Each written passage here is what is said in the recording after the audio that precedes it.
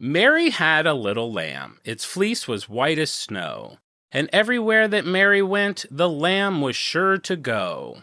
A simple nursery rhyme recited almost 150 years ago by an innovative human being with a piece of tinfoil began a journey that continues to this very day, preserving sound. For over a century, countless people have used a variety of materials and evolving technologies to record our thoughts, lectures, speeches, books, instruments, and songs onto phonographic cylinders, shellac disc, vinyl records, reel-to-reel tapes, 8-track tapes, cassette tapes, compact disc, MP3s, digital downloads, and streaming services so that they can be enjoyed, shared, and studied for generations to come. And because this brand has been a part of the journey every step of the way, making it the oldest surviving name in the recorded sound business, that's why this week's On Brand is on Columbia Records. You're all jazzed up, nearly having a cow. You want your favorite show and it's on right now. It's on brand. Welcome to On Brand with Jon and Marisa. Hey, I'm Jon. Hi, I'm Marisa. Okay. I'm DJing with a Colombian record. Okay. I always wanted to be a DJ. Didn't seem that hard. It feels like Hollywood Justin maybe DJ'd a little bit. Hollywood Justin definitely hooked up with a DJ and then from that night on said, yeah, I used to DJ. I feel like I always say the thing that DJs hate. It's like, isn't it just like hit and play on a playlist? DJs don't like when you say that. They don't like it when you say that. And then it went from records to like digital. And then, remix. That's DJing, where you have the two live vinyls and you're turning you're like live mixing. I don't know. Like Vegas, the DJs, people go to see the DJs. Where the Kardashians get paid $40,000 just to show up. Yes. I'm like saving for 4 years to get a car, and they can just get If you one. got paid $40,000 to DJ at the Venetian, honey, you'd spend it all at the croissant store. All at the... I wanted to say Ansel Adams croissant store. What's his name? Ansel Adams, the photographer? Yeah, the croissant place. What are you talking about? The cronut place where you bought all the candy and pastries. Oh, man. Okay, I'm sorry. What's it called? I'm sorry I didn't pick up that we're now in Vegas and you're talking about a store I went to 5 years ago. Yeah, I am. It is something Dominique Ansel. Yeah, Ansel Adams. Where I dropped $100 on croissants and bonbons. I'm late for my flight. Could you pack all this up? I felt like Julia Roberts, except for like the Fat Man version. I'll have one of these and two of these. Does the person working there have a button under the desk they push if they feel like somebody's like in trouble? Like, gambling all around a casino. It's like, do you have a problem with gambling? Call this number. This is a hotline. People will talk to you. They have that also in Ansel Adams croissant store. Every time they press the button for each cronut you order, bro, he's got 6 cronuts. That's one man. Does he have a wife and 4 kids waiting in the in the lobby? I looked him up. His name's Hollywood Justin. He DJ'd for a short time, and he's dating no one. He's scared of commitment.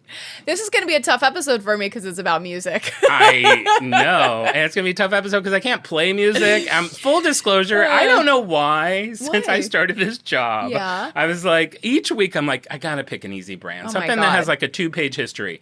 I'm going through like a 500-page PDF history.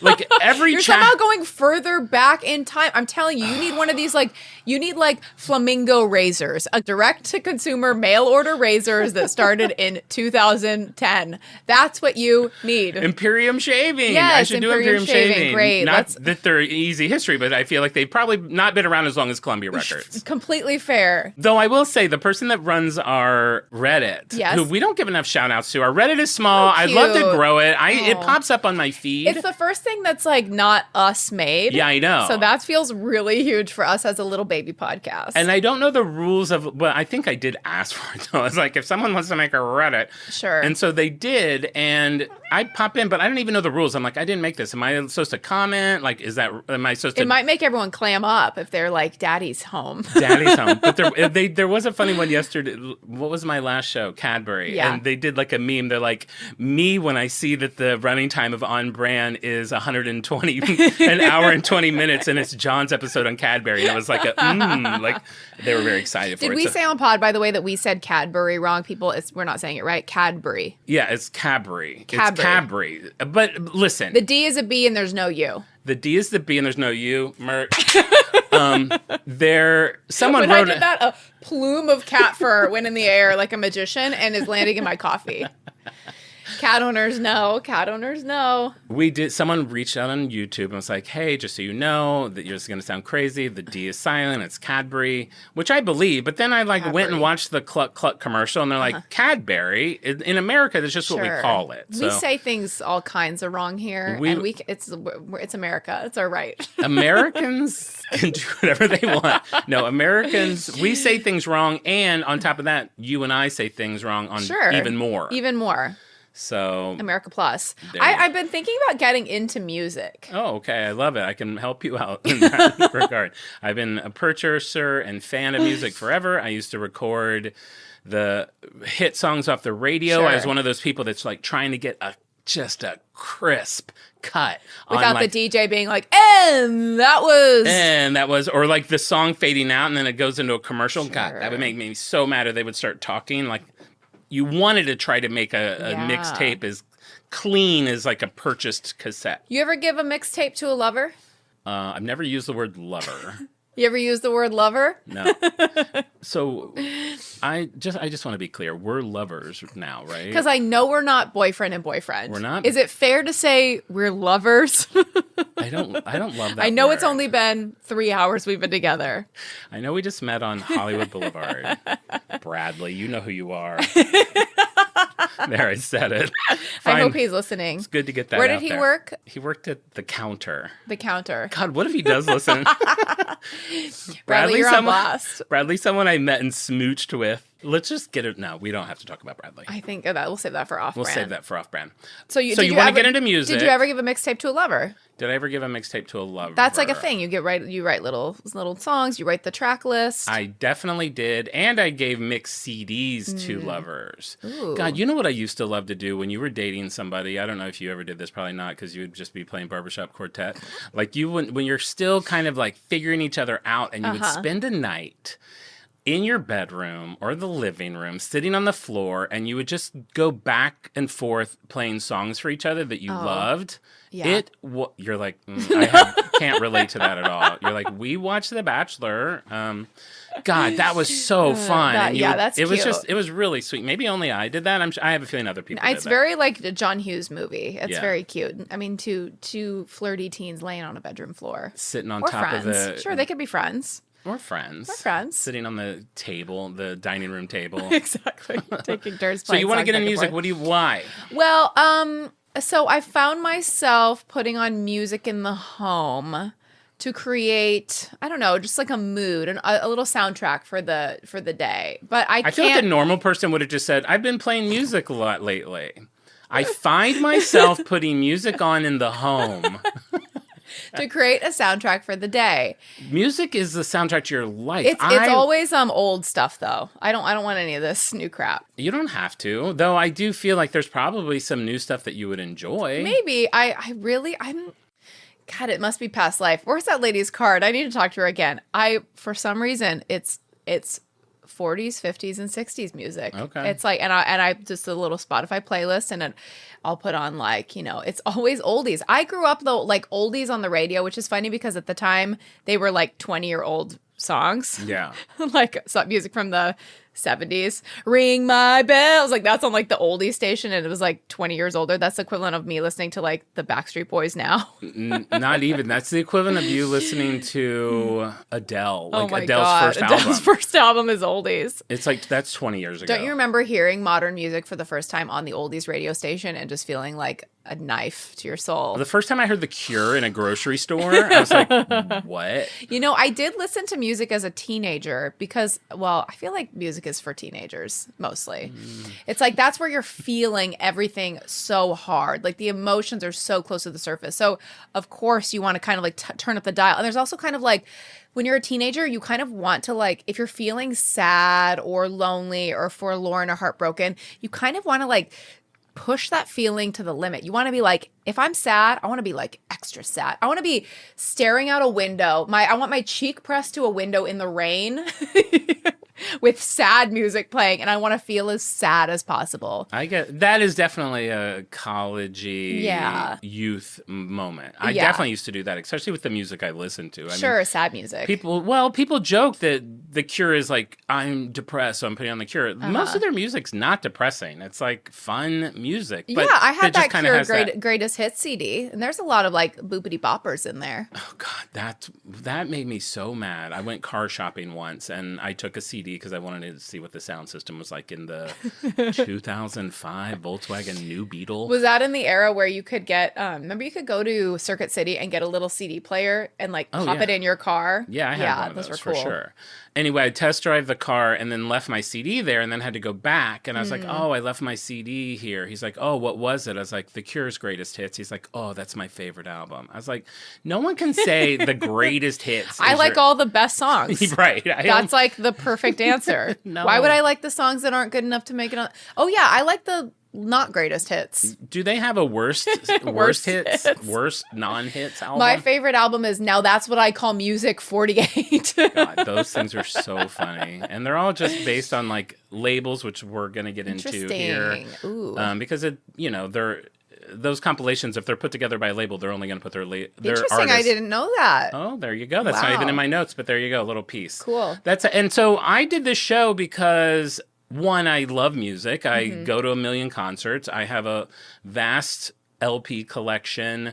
I used to work in a record store before I moved here. That was one of my favorite jobs. When I first moved to LA, my first job was interning at 4AD Records, which was when I was in college, to know that I would have done anything with 4AD Records would have blown my mind. Whoa. I mean, that's the label Cocteau Twins was on, and Breeders, and just all these bands that I went to college for graphic design because I loved 4AD Records album covers so much. That is wild. So it was a huge, and they didn't pay me. They paid me in concert tickets and free records. I mean, you would get paid in that now. I know, which now I regret not even taking more of that stuff, because now some of those original ones, those albums are worth hundreds and hundreds of dollars. I'm sure. It's crazy what vinyl has done. But, I also just want to do something different. We're always doing a nougat, a foam, a shoe. It's like, this felt like a very different beast to tackle. And this Saturday, the 18th, is Record Store Day, which is something I've partaken in for years. Have you told the story of what Record Store Day is? It's not just a day of sales. It's like it's not just a day of sales. It started in 2007, so this is their 19th anniversary. And basically, whoever came up with it, I was going to do a quick history on it, but I didn't have time. But it's basically a way to get people back into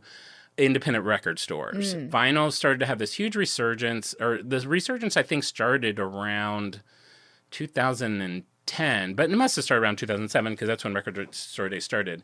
But records were dead. Like in the early 90s, LPs were dead. We moved on to CDs, we moved on to digital, we moved on to streaming. And something happened. It was probably a nostalgia factor. Whoever was into records became of a certain age. They loved that tangible, physical media. They loved sliding out the record and seeing the artwork. And it's such a great medium for good artwork because it is so big. And like the paper quality is like a CD. It's like magazine paper. It's really tiny and flimsy. And this whole show you'll see is kind of like we were always constantly chasing the best way that we can hear something. Sure. But Record Store Day is all about so for that one day, artists like The Cure is really into Record Store Day. So every year The Cure will re-release one of their albums in like a picture disc or a different way. And it only comes out on that day. If it sells out, you have to go titties. eBay or you have to third party it or whatever. It has gotten so big now. Now there's a Record Store Day for Black Friday. Sure, everything. There's hundreds and hundreds of them. Taylor Swift, I ranted about her a month ago. It's like Victoria's Secret semi-annual sale. Somehow semi-annual to Victoria's Secret means every other month. It's like Macy's one-day sale. That one day is every day. And I used to fall for it. I'm like, one day, got to get in there. And they're like, it's tomorrow too, Queen. Why is One Day Sale painted on the exterior of the building? You have a one-day sale tattoo. You used to like camp out for Record Store Day. I would, and I know. And now I've learned you can usually get most things you want. So the rule is you can only sell it in person in a record store on that Saturday. Cool. You can sell it online starting the following day. Okay. So now scalpers get in line. They'll get first in line. They'll buy one of everything. I usually have like 2 to 5 things that I want. Albums have gotten so expensive. I've pulled back so much. I actually thought that the other day. I'm like, I haven't gotten a package to my house in a while because you revealed that that's like when you're getting a secondary thing, limited per like one per address. I'm like, is John pulling back? I haven't gotten a package in a long time to John Glauber. I had to because it's like a new record. I did buy Olivia Rodrigo's. I pre-ordered hers because she had signed one. Just one. This week. I think I got 2. Think. I know I think. Did. And a CD. I think. I think. I don't. It's not the kind of thing I would remember. I would have made a log of anything like that. But it's like one record is now $30 to $40. Everyone now charges $12 to $15 shipping. Unbelievable. So tax, one record, you're in it for like $50, $60. It's in... A record seems like the easiest thing to ship. It's like flat. It's like just put it in one of those like non-bendy envelopes. Hey, Mar. Hey, John. Put a pin in that. Okay. Put a pin in that. Bink. That's going to come back. So that's why we're doing this show. But I guess we should just get into it, right? All right, so let's get into Columbia Records, shall we? So Columbia Records is one of Sony Music's 4 flagship record labels. We haven't talked about Matt Damon in a while, and I just want to say this world of the record industry is begging for a film. Oh my. We've gotten glimpses of it, sure, in like Dreamgirls or Ray or things like that, but I want to see... Ray. We've gotten glimpses of it in Ray. Didn't Ray come out in like 2003? You're like, of course, we've all just on the heels of seeing Ray. Just on the heels. This is me coming. I work at a film studio and I go, so Ray has been getting a lot of buzz lately. I think we want to capitalize on that. There's an appetite for music stories. I don't know if I'm wrong. I think this year it's really going to come down to Sinners or Ray. I'm not sure. Sinners, talk about it. The Johnny Cash biopic. Sinners had great music. There was that one, it's not about records, but that one that I just saw with Kate Hudson and Hugh Grant. Oh, okay. Where they're singers. Great. I think they're like, I watched the whole thing, but I was also writing at the same time. Okay, so you didn't absorb. But it was good. It made me like Kate Hudson. I love Kate Hudson. I always thought she was kind of like, wah-wah. Honey, I tanned Kate Hudson. Okay. The nicest. You know what else something she did that I found to be like shocking? So it's the front counter and then like people go back to tan and we had like samples of like skincare kind of products like so people could see them because we also sold these like skincare line. There was a pot of like a lip balm sample. Kate Hudson is chatting us up, friendly, delightful, lit from within, gorgeous, just like you'd expect. She digs her finger into this public tester lip balm and smears it on her lips. No. Yes. I wouldn't even do that. And you're filthy. And Goldie Hawn isn't my mother. Can you imagine? I think that's what it was for me. I just found Goldie Hawn to be peak, like... Unbelievable. So great. I wish she did more, but... Yeah. I loved her so much, and I think in my head I was like, Kate's like her like sad. No, spin-off. Kate has it. Kate has it. I liked her a lot in this movie. Yes, are you kidding? So you have that movie, you have Ray. Sure. We'll see what Matt's interest, what he responds to. I mean, in my mind, as you're telling the story, I'm storyboards in my mind, and Matt Damon is at the center of it. I can see the palette. I can see the walk and talks through the halls. I can see contracts being slammed down on desks. You know what would be incredibly exciting? What? This story starts in Clip Clop pre 1800 times. Are you kidding? We could have a movie with Matt Damon. Oh my God. Where the Titanic sinks. And it's just on his newspaper at his desk. Wow. So by the end of the movie, he's like 112. He's in the whole film. Right. Sure, yes, that's he's in the fine. whole film. It's with, Movie magic. computer graphics. Mary Had a Little Lamb that you mentioned in the intro, written by Sarah Joseph Hale. Wait, it was? Yes. Did I teach you that? Yes. I don't even remember. God, I hate that I don't remember that. God, is there anything she can't do? No, she's incredible. Okay, so Columbia Records, one of Sony Music's 4 big labels. Okay. We have RCA Records. That's going to give you Elvis, David Bowie, Dolly Parton, Britney Spears, Nina Simone, and Doja Cat. Could it be a more diverse roster? You have Arista Records. You've got Whitney Houston. I mean, you could have just Whitney Houston. You don't just have Whitney Houston. You're doing just fine. You got Aretha Franklin, too. Unbelievable. You have Barry Manilow, Grateful Dead, Eurythmics. Then you have Epic Records. Have you heard of Epic Records? The label that Michael Jackson left Motown for to release Thriller, Bad, Dangerous. So Sony's got a lot under its belt. Columbia Records, it's given us Bruce Springsteen, it's given us Beyonce, Adele, who I've met, Harry Styles, who I've thought about. Dreamed about. So they have a lot of big names under their belt. Now, the guy named Edward D. Easton, he was a stenographer and a lawyer and a New Jersey native. He founded Columbia Phonograph Company on January 15th, 1889.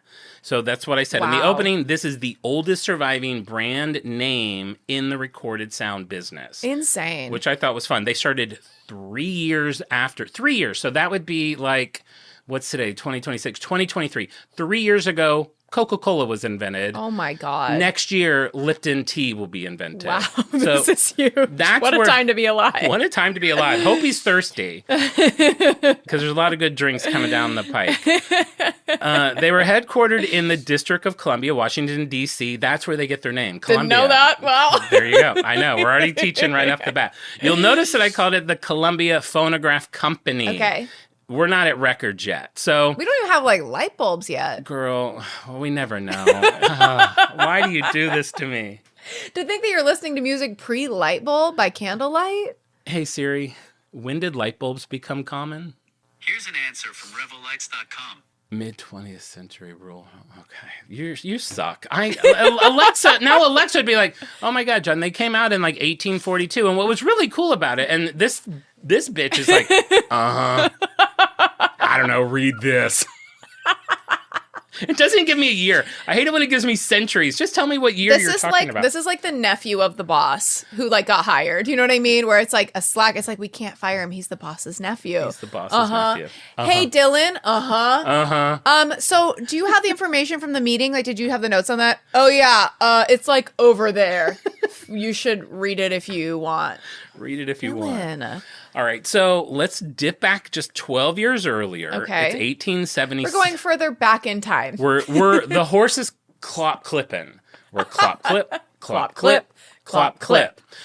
We're going back to 1877, where we have a very cool Thomas Edison tinkering around on what he would call his favorite invention, the phonograph and the recording cylinders that go with it. Unbelievable. If you're not familiar with this device, it was basically a hand-cranked machine that would record and play back sound. If you don't know what this machine is, it's basically a hand-cranked device where he's got a cylinder with a piece of tinfoil on it, which there's a needle that makes grooves for the sound waves that he's speaking into the tinfoil. Unfathomable. Who knows? I have a piece of tinfoil. I'm like, I guess I'll wrap up this piece of pizza. He's like, maybe I could duplicate my voice. Yeah, impossible to even understand. No, obviously it's tinfoil. It could only be replayed so many times. Sure. I was lucky enough. This is another one of the things I tell you. If you go to Detroit, go to the Ford Museum. Mm-hmm. They have Edison's shop there because you used to be able to move homes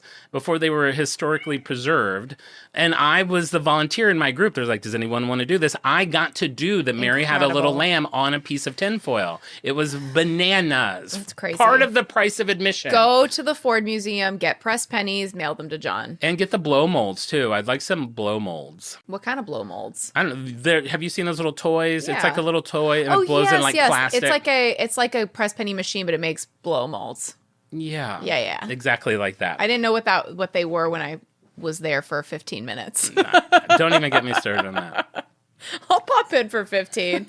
A museum so large it has 4 restaurants. I thought I could see it in 15 minutes. 15. They close at 5. We're getting there at 4:40. I think we're good. Oh my gosh. As Weiger and Mitchell wait in the car. They didn't even go in? No. They hung out in the car.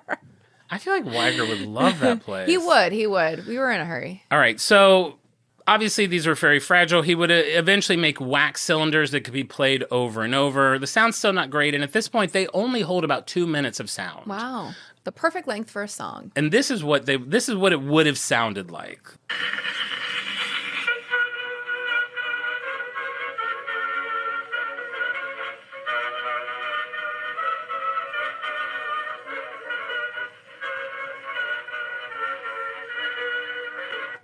So, it's not high def stereo. It's but not the crispest. That is one of my favorite genres of music. I know. Marching band. I picture favorite. I looked at your top 3 songs. My Spotify Wrapped is all marching band on phonograph. Scratch. The more scratches, the better. But, in 1877, this is wildly exciting to be able to listen to that in your home. Sure, yeah. So now they have a tangible thing to sell. So enter Columbia Phonograph Companies. Mm-hmm. So Thomas Edison's catalog of music, his phonographs and the cylinders, they're all being sold through a company called North American Phonograph Company. Columbia signs a contract with them, so they have exclusive rights to sell these in Washington, D.C., Maryland, and Delaware. And I guess monopolies like this were pretty common in this industry at that time. Okay, we'll forgive them. They're also producing their own music, their own cylinders, and by 1891, they have a 10-page catalog of musical recordings. And a lot of these things, it's like whistling. Yeah, when are people putting these on? They're putting it, well, they have to buy a phonograph machine. Sure. But it's like band marches. That, I don't know that we're even up to big classical pieces, which will become a big part of what... Old-timey John sitting on the floor across from his crush, taking turns playing whistling tunes on the phonograph. Having a hard time whistling because I'm a heavy smoker because it's 1800s. I'm smoking raw dogging tobacco.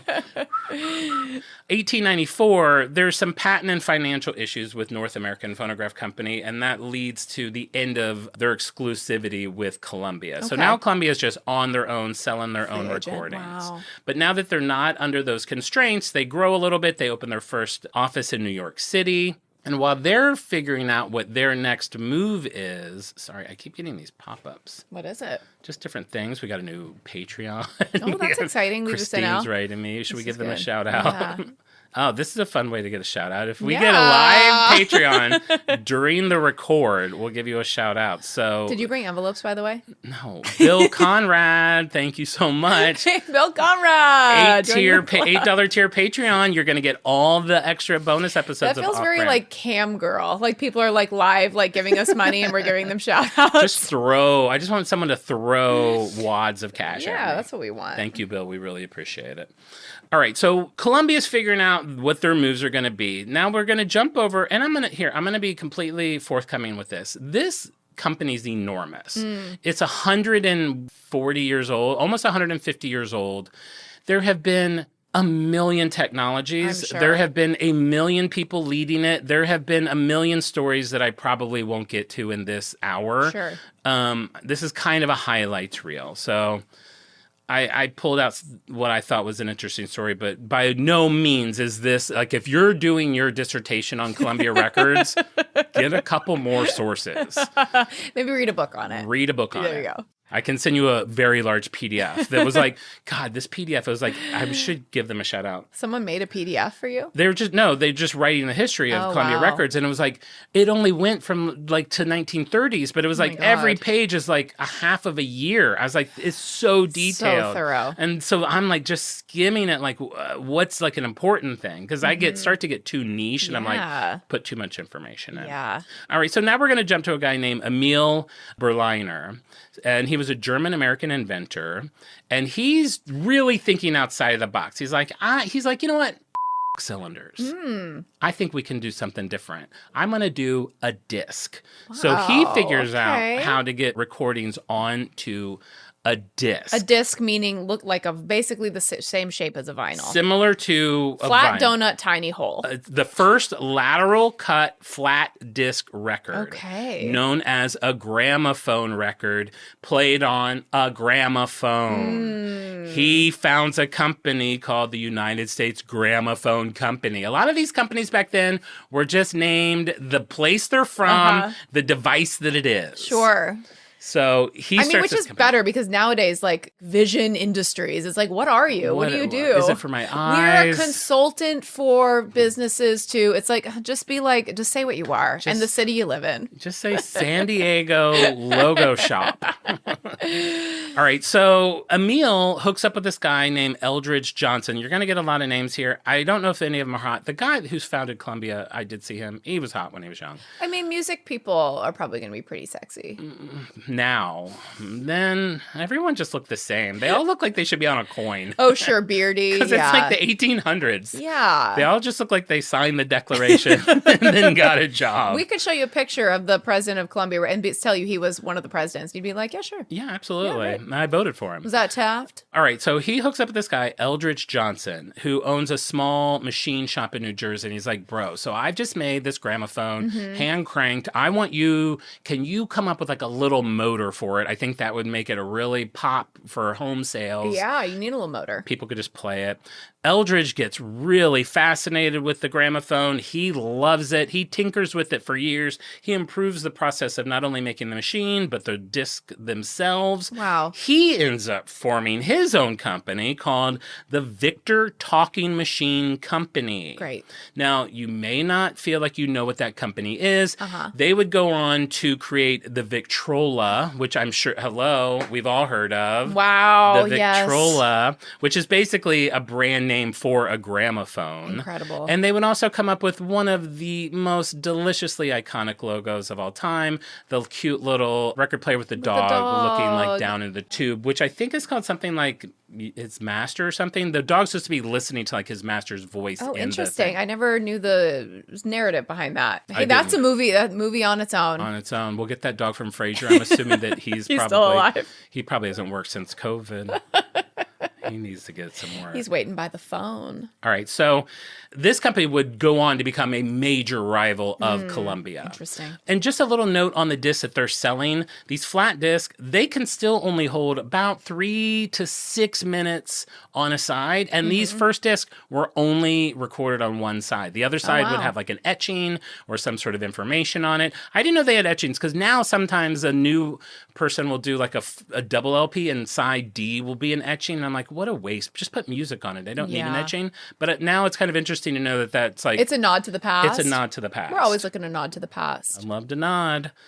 At this point, Columbia has hundreds of titles listed in its catalog. By the end of the 1800s, it's one of, if not the dominant force in the recording industry. But there's competition.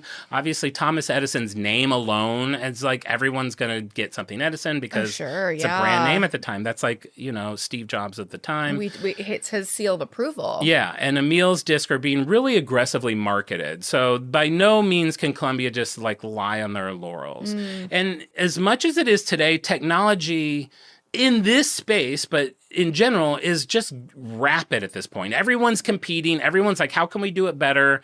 What can we get a patent on? What can we do? So it's kind of a race. And Columbia's trying to figure out how to stay ahead of the game. And behind the scenes, we're in this transition of now we've got cylinders, we've got disc. Columbia's kind of juggling both of them because it's kind of like if you were around in the 80s, 90s, it was like between Betamax tapes and VHS tapes. It was also, we went through this with Laserdisc. Blu-ray had a competitor. It was like it did? Blu-ray versus something. I mean, who knows? They're forgotten. They're forgotten. And I remember when Blu-ray won, because I think it was a technology owned by Sony. Crazy. The same company, if I'm not mistaken. Oh my God. Connections galore. That's why next week's On Brand is on Blu-ray. So Columbia's juggling all of this. Emil has a patent on his disc, so Columbia has to try to come up with their own version. They come out with something around the Christmas of 1818. I love how old this shit is. We're still in the 1800s. We plow towards the end. We better plow. So You wanted to know more about my personal life. I was like, girl, we got to get in. So Christmas of 1899. Can you imagine? Oh my God. How exciting was that? That would be like, I mean, I'm too young for it, but sure. what I assume Christmas of 1999 was like, you're just like a whole new century is Yeah, on right. the block. Remember how everyone was scared that the Y2K. We don't have time for that. All right. So they create something. It's called the toy disc gramophone. It was, he had it designed so it looked as much like a cylinder machine as it was, but it played disc because he didn't want to get in trouble with Emil's patent. But it was priced at only $3, and it played these little 3-inch brown wax discs. It did not stick around for very long. Just a couple years later, 1901, 1902, both Columbia and Edison introduced an upgraded version of the cylinders. They were molded cylinders. It was a harder material. You could mass produce them. I was going to say, like, wax feels like you leave your record on the stove. Exactly. It's toast. Toast. Well, wax. It's wax. It's wax. Put it in the toaster. I mean, it is, baby. Toast. We go from tin foil to wax. I don't know if the wax, I'm sure it's a harder wax than like beeswax. I don't know. Maybe not. I don't know. But these are a lot cheaper to make. And because you can mass produce them, Columbia's able to bring down the price of them to like 30 cents. So a few years ago, they're selling cylinders for $1. Now they're down to 30 cents. Oh my They're God. able to price them cheaper than Edison's cylinders and Emil's discs. So that really gets them a boon. By 1903, they're producing 20,000 cylinders Oh my God. and 10,000 discs a day. It's crazy. Like, it's insane. Everyone's just hungry for, like, content, basically. Wow, I guess so, yeah. What else are you going to do in the This is 1800s? 1800s TikTok. 1800s TikTok. Drinking a Coke with a rat whisker in it. You got to have something to do. They also really, really do a push to expand internationally. They open offices in England, Italy, Russia, Poland, Germany, France, Mexico City, Shanghai, and Tokyo. Wow. 1904, they also get into a business that all the other players kind of didn't want to get involved in because they considered it lowbrow. They would make custom records for stores. So like Sears would be able to sell like, this is our, you know how you would get those at like a tire shop. Like we have the Goodyear album Christmas hits. Yes, okay, That's yeah. put together by a label. So it's going to be all of their artists. Sure. And that was like lowbrow. People thought that was corny at the time. Oh, yeah. Oh my gosh, how funny. Corny to the tune of, in 1904, when they started doing that, they brought in $730,000, which translates to $27 million today. Wow, So- being corny pays. That's some corn I wouldn't mind crunching on. Chomping. Eating a bowl of. After it's removed from the cob with a little cojita cheese. That same year, they put out a magazine, the Columbia Record Magazine. This is going to have like news, sales tips for retailers and things like An that. early Spin. Remember An Spin early magazine? Oh, absolutely. Of course I do. I was into music. It also kind of was the first time it allowed them to rein in new releases and have them kind of on a monthly cycle. Like, that's this is cool. what's coming out this month. Yeah, where yeah. before it was like, I don't know, we got something coming out in June. It's And like then all over the nothing place. for 4 months, and then Exactly. 4 things in the same day. Yeah. Building some anticipation, and because people aren't used to even like engaging with this as like a medium, you know what I mean? So No. it's like they're kind of writing the book. Like, okay, music comes out at certain intervals, and this is our slate, and you can kind of anticipate it and get excited. Tell your friends. Yeah. What's the music? We're still at Is whistles. it still whistles? No, I assume that- Coconuts clacking on like a floor. I didn't get into as much as I probably should have, but there was definitely battles to get like artists signed onto your thing. Yeah. So everyone's trying to sign different composers, a lot of classical music. Classical music, sure. Of course, that's what people are doing. I mean, remember, these things can only hold a very small amount of.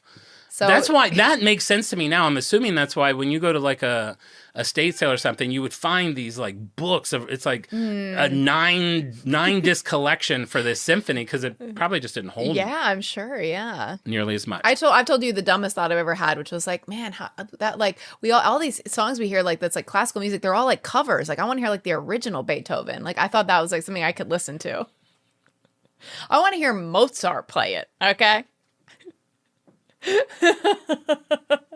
Why sick of am I these covers. hearing the LA Philharmonic? I paid for Mozart, okay? I'd love to see you at Disney Hall trying to get your money back. I don't know who you are. This is a cover band, man. And I hate to be that guy. I do feel like I could conduct.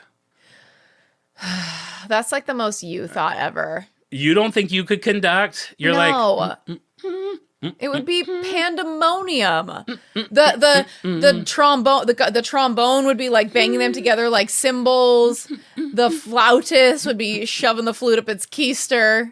what are you doing with your like this? Yes, No, they're like puppets. You're doing it wrong. You just do flicks here and there. You don't do this. You do this. Okay, see, that's why you'd be good at That's it. why Yeah, I'd be good I at would be it. able to do it. I feel like I could fake it for a day. Sure, I love it. Undercover I boss. just saw a video where someone was about to start conducting, and then the whole orchestra surprised them by doing "Happy Birthday" instead because it was their birthday, and they The always get conductor's so birthday, that's really emotional. cute. Very sweet. All right, now 1908. This is a very big year for Columbia. A lot's going to go down in the next couple of minutes, so just maybe pull over. It's not shocking, but pull Okay. over because you got to absorb a lot. Okay. 1908. I know you're thinking, John, that's the year Converse came out. What could have happened at Columbia? Well, a lot. There's some maniac driving around the country with a trunk full of basketballs. That's later. That's later. Later in the year. So 1908 starts out as a disaster for Columbia. A few months earlier in October of 1907, there was a financial panic, and that led to like this whole nationwide economic depression. Oh my God. The phonograph business was hit hard. Were the people planning the Titanic like in panic that like this was a bad idea to make this ship? Yeah, they're like, I don't Wow. know if we're going to be able to pull this off, but Yeah, recession is not a good time to like make a big cruise.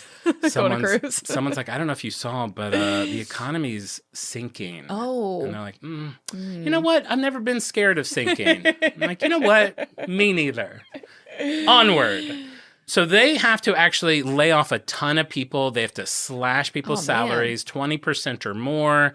It's a really bad time. And Edward Easton, the guy who founded the company, gets severe depression. Oh. He's worried that everything he's built over the last 20 years is just going to go away. There was an interview with his daughter who talks about it, and she says the Columbia Company was on the verge of failure.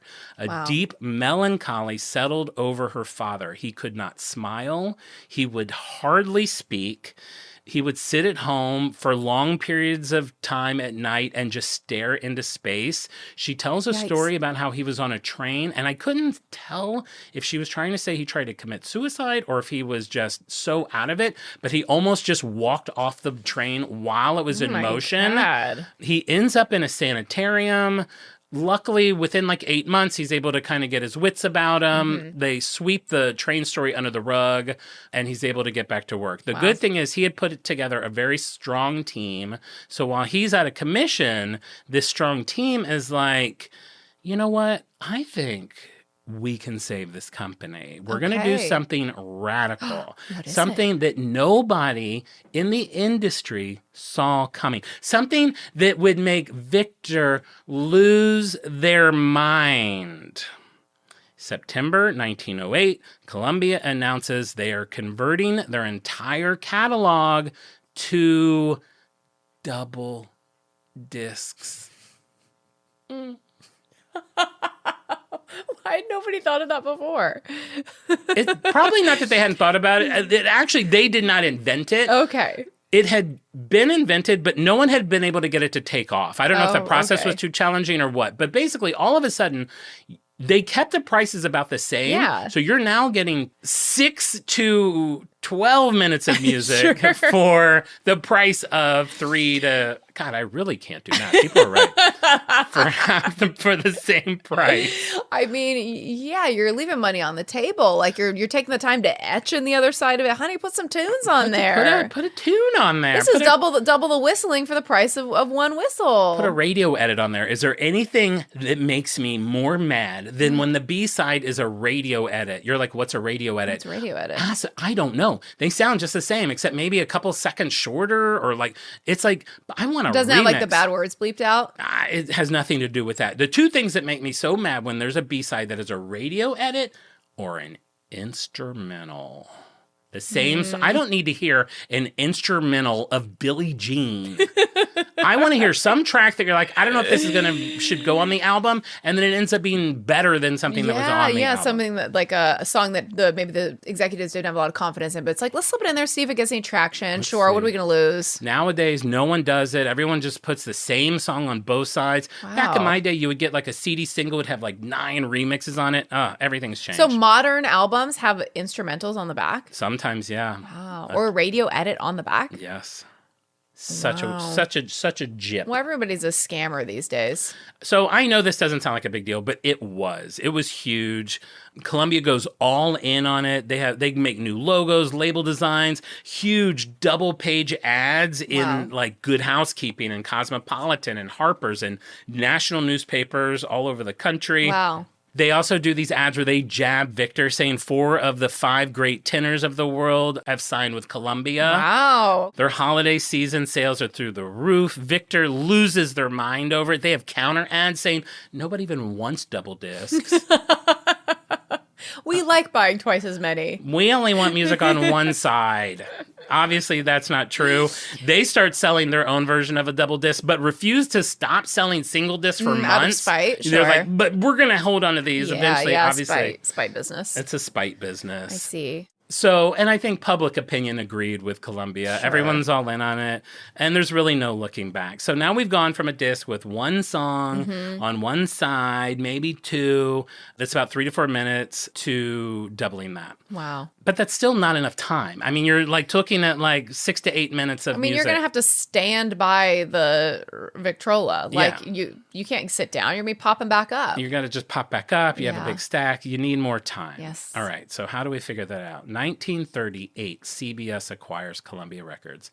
It's going to be Columbia Records for the rest of the show. It keeps its name, but okay. Like I said, there's a lot of acquisitions in this. CBS is a big one, so I'm bringing that up. Enter Peter Carl Goldmark. So this is a guy, he's born in Budapest. He immigrates to the U.S. in 1933. He bounces around to different electronic companies and ends up working at CBS Labs. They task him with making a record that can hold more audio. Oh, okay. So he's looking at what they have. Currently, records are playing at, do you know what RPMs are? 78 RPM. You know how there's like 45? Yes, where it can sound like slow and motion or like, right. yeah. It's how fast it goes around. Sure. Revolutions per minute.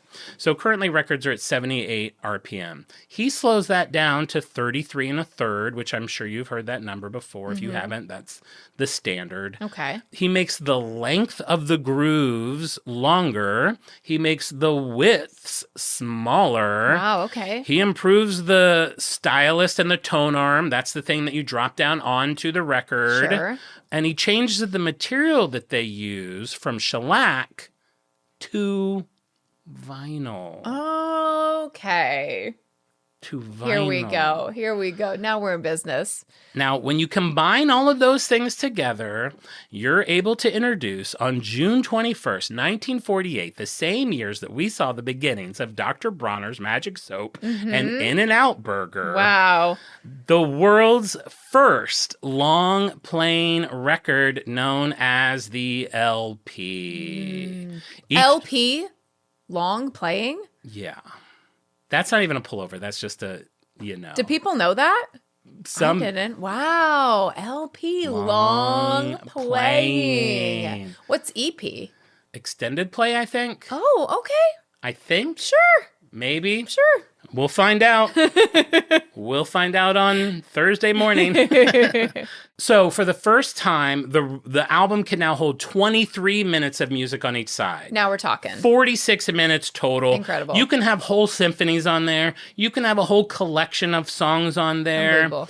And once again, they really just changed the game in the industry. This is so groundbreaking. This is what we still get today. Crazy. I mean, this idea and this technology has lasted, 70 years? Insane. Forever. I mean, really in its heyday for about 40, but forever. Your like Lavender Olivia Rodrigo is like the same Yeah. technology as 70 years ago. It's an LP. Yeah, it's an LP. That's awesome. That's why audiophiles get really into the quality of records. So back in the 80s, you would get a record. It would be one record. It would be really thin and kind of floppy. Interesting. But they would jam all the songs on one record. Now people really get into allowing the songs to breathe. So there's some albums that'll come out and it'll be on like 3 discs because there's only like 2 songs on a side. Why, though? Because apparently you can make it sound a lot better. So you can cram them in, but it might feel a little like crunchy and tight. It's condensed. It's like with, people would say about CDs, you're condensing the music down. Okay. Now, a couple of fun facts, and these are actually fun, and I'm not lining up anything or putting anything next to each other. Okay, great. Peter Carl Goldmark, the guy who created the LP, also produced the first live color television images in 1940. Oh my gosh. His invention from that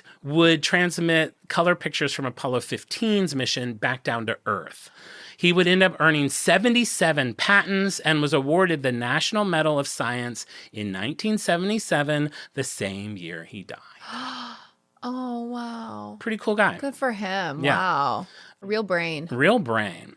All right, so 1955, Columbia Records is sitting around and they're wondering something. They're like, we've got this amazing product. You have Matt Damon, his feet up on the table. He's smoking a cigarette. Definitely smoking a cigar. A cigar. Oh, 55, maybe. I don't know. Maybe. So he has cocktail and it's like very Mad Men era. You know what I mean? Well, and a little early. A little early. Yeah, he's smoking. Everyone's smoking. smoking. And then on the other side Maybe of the a desk is like 12 of the secretaries, the assistants, the underlings that are all kind of like hanging on his every word. Like, okay, what's he going to say? He called us in. What does he say? Matt Damon says, I'm trying to figure Make it work. We're writing this live on the spot. So Matt Damon's like, we got to come up with something, guys. Here's what we need. People love it. How do we get it in the hands of people that can't get to it, people that don't have access to it? And he hears someone, his assistant across the room, mumble something about a book club. He's like, what did you say? He's like, well... Maybe she's like holding like a copy of like Valley of the Dolls or something. And it's like, what's that? It's like, oh, I have to finish reading it for book club tomorrow night. Close. He's like, what's that? She's like, oh, it's a book. He's like, well, we're in the... I don't know if you know this, Sarah. Wait, would Sarah be a name? I don't know if you know this. Dottie? Margaret. Oh, there you go, Margaret. Margaret. Dottie's good, too. Dot. Margaret. Dot. Jane. We're in the music business. I'm not here to sell books. She's like, I was just thinking. I got this as the Book of the Month Club. I don't know if you remember, back in 1926. Sure. She's saying this to Matt Damon? She's saying this to all of this. The lights have, barely noticeable to the audience, have all dimmed, and there's a little bit of a spotlight on her as she kind of takes the lead on this. She's like, it's probably not my place, but I don't know if you remember, in 1926, just... what was that, 30 years ago, Maxwell Sackheim and Harry Sherman created the Book of the Month Club. That's where I got this book. I joined it. I mean, it's a really great thing. And I don't know if you know this, but what made that so successful is not that it just would reach those rural customers who, I'm assuming that's what you were getting to. You wanted to reach those rural customers who can't get to a retail store. I mean, that's great. We're definitely going to reach those. But what it did would become known as having a negative option billing. Does that ring a bell to you? It doesn't here. Let me see if I can explain that to you. So what's going to happen is they didn't wait around for their customers to tell them what book they wanted. Every month, they would just send them a book. Wow. And if the customer doesn't say no and they don't reply at all, they get billed for that book. And sir, between you and me, I mean, no one here in this room, of course, is lazy, but a lot of people are lazy. True. So they're making a lot of money on the laziness of people who aren't returning this books. Actually, I think I just read by the mid-1950s, which, sir, is now 1955, the Book of the Month Club was a multi-million-dollar business. So I don't know. I mean, I know that I'm just a secretary here, sir. Yeah, I may as well throw that out there now. I am hoping to move up with the company, but maybe this is something that we should look into. Margaret, you're the new president of Columbia. The rest of you, you're fired. This is going to be a movie like Clue where there's 2 different endings. Or, Margaret, go get me a turkey sandwich. You guys, I heard about this thing called the Book of the Month Club. Sure. That's probably what really happened. So they're like, you know what? Not a bad plan. We sell records. They sound great. They're lightweight. They're basically indestructible. They are a perfect candidate Absolutely. for mail.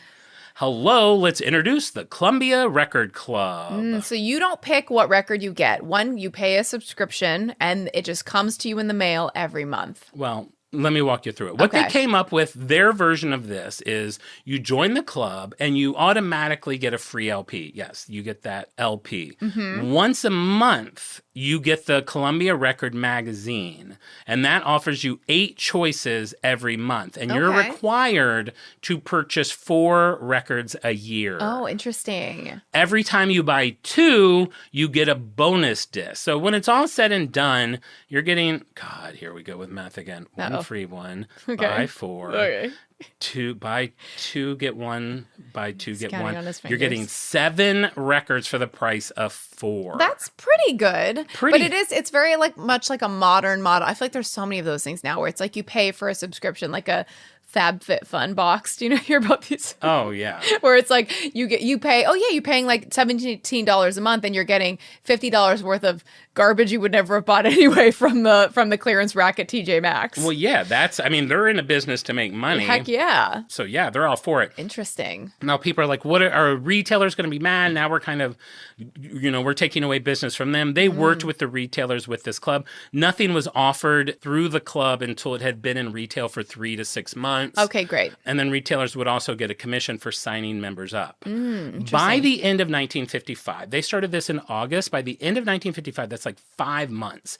They have 125,000 members who had purchased 700,000 records for a total of $1.17 million. That's $14 million today. That's crazy. Within a year, so by that next August, it's up to 687,000 members, 7 million records, $14 million, which is $181 million today. Wow. And these customers are like rural, they're living on a farm, they're not down the street from a record shop. So they probably don't even care about getting the hot new record 3 months late because they're like behind the times anyway. Wow. I'm just saying, if they're not able to get into a record store, maybe this is how they're. all of our rural listeners. As somebody who often comes to you with what I think is the hot news story that you tell me is actually, in fact, 3 months old, I can relate. Ray. Is this related to the get 100 CDs for a penny? Babe, we're getting there. Jesus Christ. How have you not put the pieces together yet? I don't know. That will be what I assume most people have asked me in the Insta egg. Sure. They'll be like, are you going to bring up, I can't wait to hear about blah, blah, blah. By 1963, 7 years in, it's 10% of the recorded music retail market. That's wild. It's a huge thing. Back to the label for a minute. September 1961, folk singer Carolyn Hester. We all don't know her. Love her. Never heard of her. Don't know who she is. I apologize if she went on to do great things. She comes into Columbia to record her first album. She invites a friend along with her to be part of the recording session. He ends up getting signed to the label as a harmonica player. Wow. And then less than a year later, he releases his own debut album. Of course, I'm talking about Bob Dylan. Oh my God. Wow. That's wild. The album has only met with moderate praise. Bigwigs at Columbia are like, let's dump him. Yeah. Not really worth it. It's kind of an oddball. Over the next 4 years, he would become Columbia's highest earning act. I love stories like that. I love that. He was just a hanger-oner. Just doing his little harmonica thing. Wanting to come in to get a free cup of water. I will say my neighbor 3 years ago was like, hey, do you want to go see Bob Dylan with me? And I was like, I don't know. I was like, I feel like I should because he's like a legend, but let me go check it out. YouTube, Bob Dylan's most recent live concert. Unwatchable. I wanted to die. I was like, there's nothing that could get me to go to this show. Yeah. And it's not even free. He wasn't even offering free. It was would have been over $100. I was like, never. He's not playing Blowing in the Wind. If he is, it's like you don't even know what he's doing. There you go. He's blowing something. Well, he kind of he's one of those artists where it's I don't think he cares what you think. You know what I mean? The audience. Not. Especially now. No. He doesn't give a fudge. Nope. So the record club is doing great in the mid-1960s, but it is about to be put on a path that is going to send it supernova. That happens when they bring in Lester Wonderman, who takes over the account. Who is Les Wonderman? According to him, he was the father of direct marketing. Okay. And that's pretty accurate. All right. This bitch coined the term direct marketing. He is credited with creating the 1-800 number. You're kidding. He invented magazine subscription cards. No. All those cards that fall out of your stupid magazine. Wow. And was the creator of loyalty rewards programs. Unbelievable. Les Wonderman? Wonderman is right. Wonderman is right. Him and Sarah Josepha Hale should get together and create a super baby. Oh, man. Talk about a porn I would watch. She's quite old at that point. She's 111. And she still wears one of those dresses that like someone has to help her Help her get into, yeah. All right, so he comes in. What does he do at Columbia House? His first order of business, 12 records for a penny. Okay. It's legendary. It's iconic. It's branding perfection. He then creates the postage paid insert card. Wow. I don't want you guys to have to find a stamp. Mm-hmm. I don't want you to have to worry about that at all. So what do you have to do? Now, I'm jumping around. This probably wasn't when he first started, but this is what I remember with this record club. It's now Columbia House. Mm-hmm. It gets changed to Columbia House. This was so iconic in my childhood. You would open up a magazine. There would be a 3-page spread of Columbia House Record Club. And what I loved was the time period where every single album was a stamp. So you would get this order form. Cute. And you would go through and you would like bend the little your perforated line. Arts and crafts. You're like, oh, yeah, I want Michael Jackson's Thriller. You and get it that does little the stamp stamp out. look like the cover of Michael Jackson's Thriller? Yeah, oh my so God. you're talking to someone that was cute. a sticker collector. Yeah. So you even if you're not ordering anything, This is a page of free stickers. which I honestly don't remember ever doing the Columbia House because I was terrified of it. To me, it was one of those things where, like, sure, you think it's a penny. To get the power that would give a child unjustly, like, you could sign up for anything via subscription and they would just bill you later. Yeah. So, like, you could find, Better Homes and Gardens, a 17 magazine, and just fill out your address, pop that in the mail, and then your parents get a bill for $19.99. It's like, how on earth are we trusting kids with the mail like this? I was way too scared to do it. I thought the Columbia Record Club, it's like, sure, they get you the first one's a penny, but then you're going to get a bill for $150. Yeah. Yeah. And it went on for decades and it would change mediums. I don't remember, but I have seen them where they were like 8 tracks. They would have multiple types of media you could get. 8 tracks, records, eventually CDs, eventually movies and DVDs. Wow. But like this, you would get your little stamps, you would put them on the card, you would tape a penny to the card. Wow. I mean, how charming is that? You find a penny and tape it to the card. Unbelievable. Throw it in the They're mail. like, we'll save you the stamp, but you got to find your own tape. You do have to find a penny. 1 penny. And you throw it in the mail. And, all the requirements would change. It would vary throughout the years, how many free ones you got, how many you had to buy. So that 12 for a penny thing, if you're not familiar with it, they would basically say, here's what we're going to do. You're going to give us a penny. You pick out the 12 albums that you want. And then in very small print, it's going to say, you have to buy 4, 6, 8 records over the next 1, 2, 4 years. All the variables change throughout the year. Yeah. Now those records you're buying, you're like, great.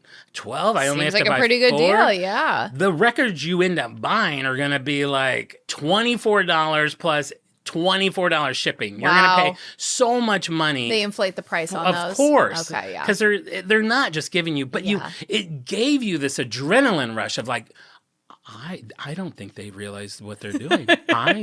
I'm cheating the system here by doing exactly what they want me to do. Sure, yeah. So then you're at home and you get this package and now you all of a sudden have, and remember kids, we had no streaming at the time. You had the radio. I'm talking 80s. So Yeah. like maybe MTV, but there was no internet.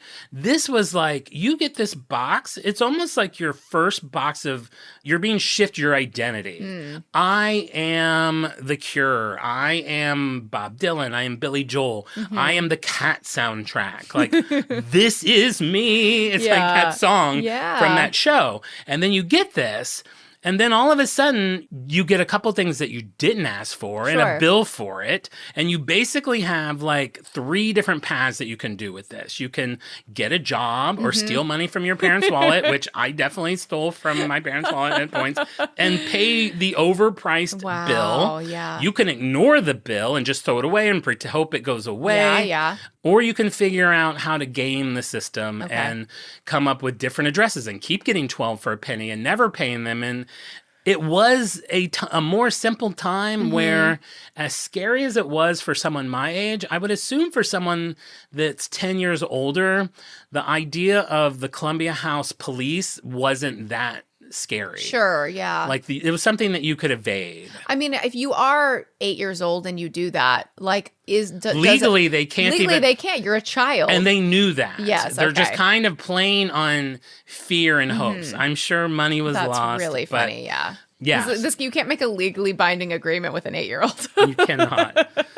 So that was such a big thing. And then, and I'm going to bounce back. In 1967, Clive Davis ended up becoming the president of Columbia. We've all heard of Clive Davis. Yeah. He makes it a little more of a rock and roll label. He signs Janis Joplin, but they also still keep some amazing like pop and jazz people. They signed Barbra Streisand at this time. Simon and Garfunkel like sweep the 70s with all of their success. So they've got a lot of great names going on. In the 80s, Michael Jackson, I talked about, joined Epic Records, which isn't Columbia, but it was a subsidiary of Columbia, did all of his big albums. And then with the Columbia House, they really hit their peak in the mid-1990s. In 1996, it reaches sales of $1.4 billion. Wow. And that's the highest that it ever gets. Crazy. At that time, which is kind of funny, there was a couple people in 1997, 1998. I found this article, Local Man Guilty in Largest Male Music Scam Ever. And that was in February of 1998.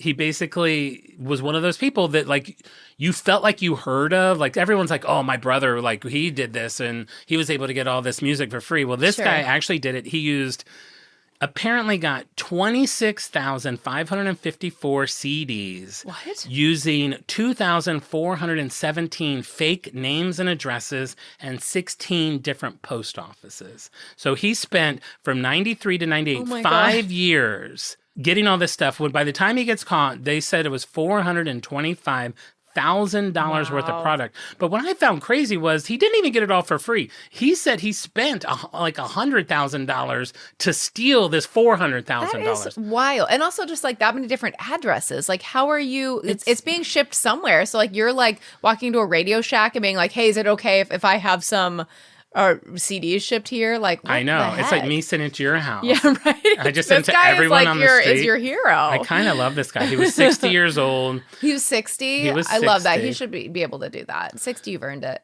Joseph Parvin, in 2000, the 6-year-old What a was legend. prosecuted for having received all of that, basically stolen products. Sure. He was getting them, and this is what the other guy did too, basically selling them at flea markets. So he's getting them, making a profit off of them. Sure, good for him. The amount of effort that goes into this scam, it's like, wouldn't it just be easier to get a job? You think that with a lot of things. Some people like the thrill of the hunt and the scheme. My dad had a friend like that, and he was like, man, Ed would rather have one dishonest dollar than 10 honest ones. Wow. It's like I like how some people are just like that. They like the thrill and the scheme and the scam. I It's do so like the appealing. thrill of the chase. I feel that way when I see the videos of people with the Trader Joe's totes. I'm like, I got 40 of the pink my totes. God. And they're selling them for like, they retail for $2.99. They're selling them for like $8. I'm like, It's like, is this worth it? There's like so much work to make like, small margin. don't know my math. I'll just say $300. Now I do like a chase. I spent half of a day chasing down discounted Cadbury mini eggs this week. Why? Because I wanted a couple bags. I told you that. I was like, I want to get a couple discounted. Couldn't find them anywhere. It was like God. everyone pulled them the night of. I don't know Yeah. if they like sell them to like discount grocery or something. They were all gone. They weren't at grocery outlet? I didn't get to a grocery outlet, but they weren't at Vons, Albertsons. Then I order some. I was like, oh, you can just order them for pickup at Walgreens. Uh-huh. I do that. My order's canceled 10 minutes later. Yeah, the inventory isn't updated. Then I Yeah. get obsessed with it. I do that my three God. more times. 3 more times, 3 more canceled orders. Okay. And then I do one. I was like, well, am I going to go to the, How far? am I going to go all the way to this part of town? Where? What part of town? Boyle Heights. For Cadbury Mini. I have 2 pounds in the cabinet right now. I'll give you a Ziploc bag. It really became that I have to prove I can get these. I put You in are far too busy for these kind of shenanigans. I put in an order at Boyle Heights. Your order's ready for pickup. Oh my God. So 9:00 at night, I'm headed to Boyle Heights. Jeez Louise. Got my 3 bags This is and why a you're new tired. peep. And a new peep? And a new peep. A plushie? Yeah. How big? It's only like this. What colorway? Tie dye. So you only got that 2 new peeps this season. I did get 2. How many? 3. So you got 1 at the beginning of the season. This tie-dye one, you got a 3rd at some point? Like that same day. Oh, where? The same day that when everything went discounted on Monday. Where'd you have to go for that one? It's shipped from Walmart. So when this guy gets caught, there was people that was like, it was like hearing about Paul Bunyan because it was like, yeah. just this. How What a could someone legend. have pulled this off? Yeah, huge. I How couldn't cool. find what his sentencing was, but I hope he's doing well. A light spanking. A light spanking. The Columbia House officially shutters in 2010. Oh my God, so recent. I know. Well, Well, just yesterday. 16 years ago. Last year. And in 2015, they filed for bankruptcy after a failed transition to DVDs. Ooh. DVD seems rough to try to get into in 2015. I Yeah, feel like I they were agree. already on their way out. You missed the boat. They didn't even sell them at like a lot of stores anymore. But the 90s were still good to Columbia Records. They had massive successes with Mariah Carey, who dominated for the whole decade, Destiny's Child, Lauryn Hill, Ricky Martin, and George Michael. The 2010s, they navigated through the digital disruption and the decline of the compact disc. Wow. Another batch of massive acts, Adele, Beyonce, and Bruce Springsteen. And today they have a roster of huge names like Harry Styles, Tyler, the Creator, Lana Del Rey, Miley Cyrus, and they're a top-tier division of Sony Music. Wow. So that's kind of where we're leaving off with them. I wonder if we'll ever be signed to Columbia Records. God, I always think, I love, music is one of those things I love so much because I have no talent for it. Yeah. And I'm so jealous of people that do. To write a song, like you could tell me $100 million is on the line if I can write a good song, and I would walk out of the room and be like, can't be done. Can't be done. Like to think about like a new melody, like what about this? Do do do dee dee do dee do do do do. And then the people that hired you are like, wait, is she doing doorbells? Is that a doorbell? I could write a really good doorbell chime. Do any of our listeners still have, they used to have like a doorbell that have like 9 bells on it. Yes, like, or you could like pick your tone. Yeah. and remember the classic one? Let me see if I can get. D D D D D D D D. That's really, and then ding. Wait, Ding. are these clocks? I think that's a grandfather clock. But it's also a doorbell. And it was also our I don't think the doorbell did the extra dings at the end. That's telling you the time.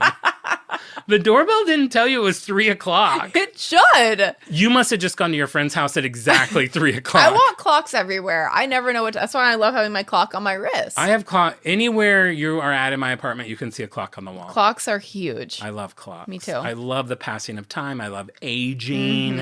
I love Yes, knowing amen. I'm past the halfway point. Yep. Love knowing death is. Just knocking Just right around the knocking at bend. the I'm door. still waiting for the surgery that makes you a good singer. I really want the surgery that makes me have a firm neck.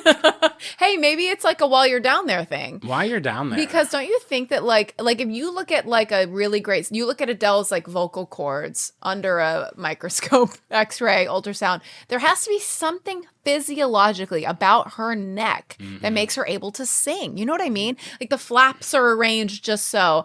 I'm saying get in there, rearrange the flaps, cinch, zip, snip, whatever you need to do. Snip, Cinch, zip. snap, zip. Okay. Bend and snap. Bend and snap. And then while you're down there, Well, stick okay. a chip clip in the back. I need to unpack this. So, Yeah. one, you think what gives a singer their magic powers, not their vocal cords, Special throat. their neck flaps. Yes. You I mean, want- the vocal cords are in there, aren't they? They're the vocal cords. Yeah, so laser those. Make mine look like hers. And then I will be able to sing. Imagine me coming out of surgery, the doctor's taking off the Band-Aid, and they're like, okay, here's when I see if it worked. Me, me, me, me, me. The doctor pats himself on the back. There has to be a way. Everyone would be rich if it was that easy. Well, there you go. I do feel like people that can sing, they just got a free pass. Yes. Talk about not listen, I know you have to train and don't come at me. But barely. But It's not the same as barely. being like a ballerina or like a soccer construction star. man. I mean something where it's like, oh, sure, you're really, really rich for this like artistic expression or whatever, where you're training your butt off. These, like, if you're a singer, you're kind of like just born. The angels just like kissed your throat when you were born, and Kissed now your- you have the gift. Kissed your little flaps. And you can walk out into the street and you could be like, happy birthday. And like a crowd will form and they'll like throw roses at your feet. It's like, you were born with that. You can't take any credit for that. I know, and they get so much money for it, and I sit there and research like an idiot all day, and I just get my little pennies. Getting your pennies to mail away to Olivia Rodrigo and to Walmart.com for another peep. You know, I gotta say, Wait, what did that peep look like? What did the Walmart peep look like? What color is it? What makes it so special? Leopard print. What? It's just another giant pink one because it was half price. I couldn't say no to this giant peep that's only $17. How giant are these? Like 48. They're like almost as tall as as tall as your son. Oh my gosh. And I love them. I'm banging. I have a button under the table for every peep you buy. And there's people waiting outside to take you somewhere where you'll be safe. All right, Marissa, you now know an abridged version of the history Yeah. of Columbia Records. Is this a company that's on brand or off brand for you? You know, every musician you said, I was like, great. Yeah, it's on brand for me. Okay. It's an old school company. I like that's been around for a really long time.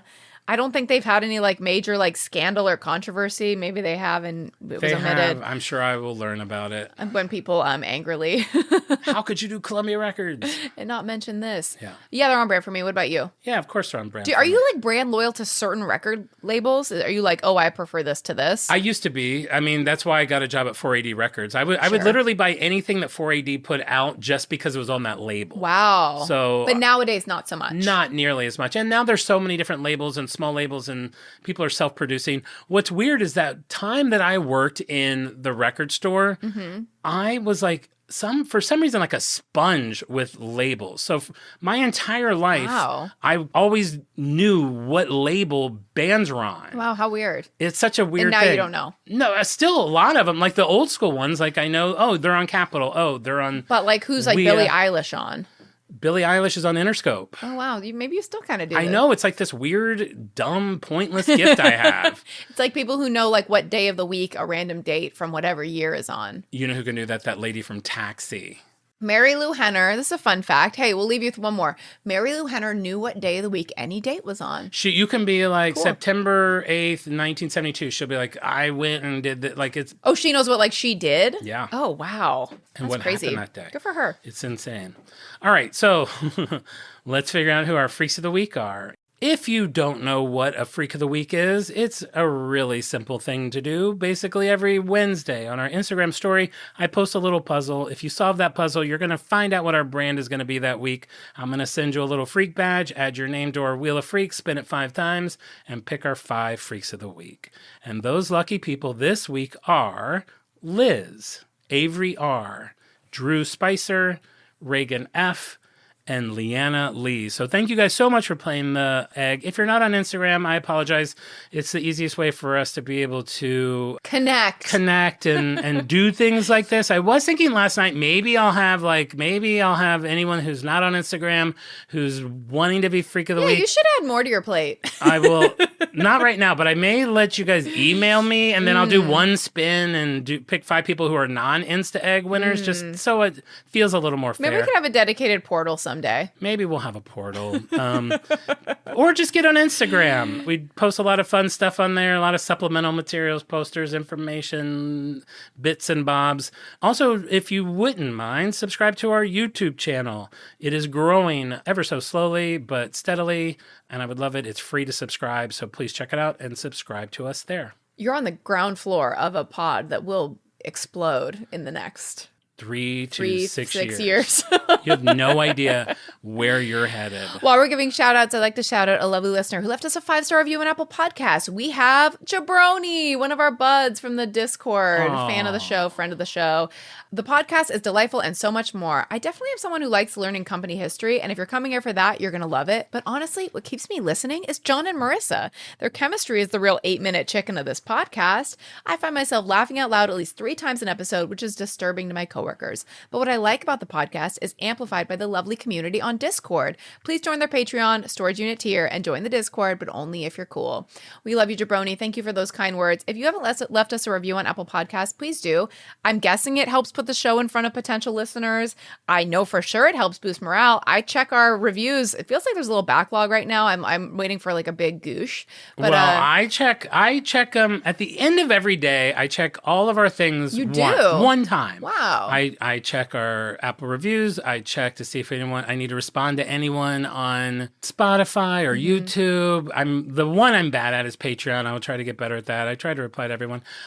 Our Apple reviews, we haven't had a new review since like March 14th. That's what I mean. I feel like there's like a goosh coming. I feel like they're stuck in like a little review purgatory. I hope there's a goosh. I don't think there's a goosh. I think people just have to do it. Well, okay. Well, we'll see. Either way, we're awaiting your goosh, and we're again, you're not getting that on Call Her Daddy, people. No. Checking every review platform site. She's not laying in bed with 9 peeps. Like, why don't they like us? Only 9? In the bed. I have like 40 in storage.